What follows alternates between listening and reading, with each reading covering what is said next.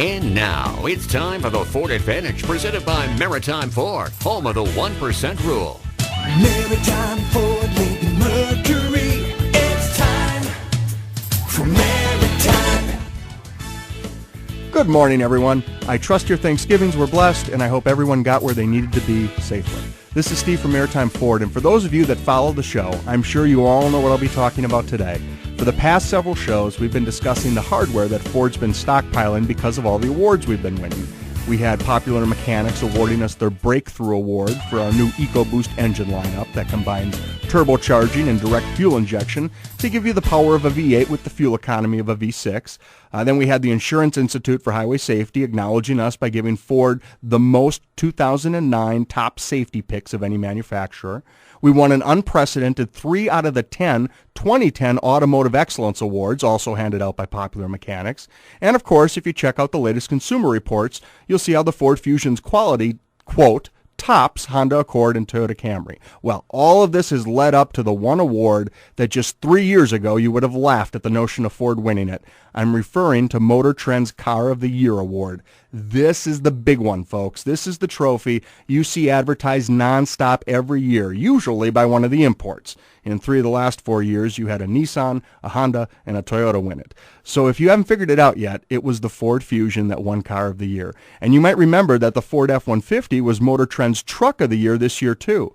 So in a year of, well, let's face it, economic uncertainty, Ford managed to claim the 2 biggest awards, and they're at opposite ends of the spectrum, car and truck. And it's not as if the competition wasn't stiff. The Fusion beat out 22 other contenders, including, get this, the new Toyota Prius, the Nissan 370Z, and are you kidding me, the BMW 7 Series?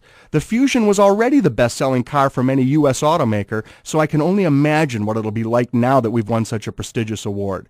And yes, I have several of these Cars of the Year in stock today at Maritime. But I have to tell you all that in this business, perception equals reality. And what I mean by that is that a lot of the import product that's out there right now is still assumed to be better than Ford's product.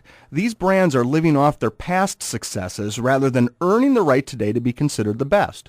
And it wasn't so long ago that you could gauge a car maker by its history. Honda was small and economical. Toyota had the market cornered on reliability. And in all fairness, these companies earned those accolades.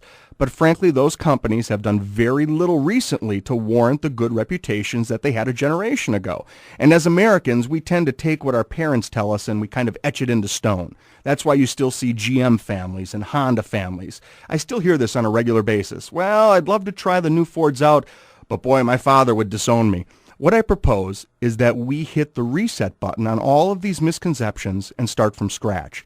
The next time you're in the market for a vehicle, don't assume anything. Let's face it, next to buying a home, a new vehicle is probably the biggest spending decision you're ever going to make, so do your due diligence. Pick up Consumer Reports and Motor Trend and scour the internet to research what you're interested in. There's so much information available to you right now, and you owe it to yourself and your family to get all the facts. And if you happen to be lucky enough to come from one of those car families that support Ford, and you already know the strides that Ford has made recently, hey, spread the good word. Tell your neighbor how blown away you were by your new Ford. If you hear a conversation about the Camry, pipe in with the fact that an American car maker now tops Camry's quality.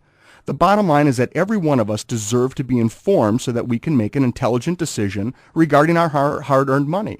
If you're considering a new Chrysler or a Chevrolet, maybe it bothers you that according to a new study, the government money provided to General Motors, Chrysler, and their finance arm, GMAC, now stands at $78.9 billion.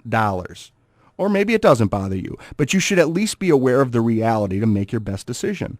And that's why I'm doing this radio show, to help us all make informed decisions. It just so happens that according to my research, Ford is the best car maker on the planet today. All I ask is that whether you agree or disagree with that statement, you do your own research. You might be surprised what you turn up.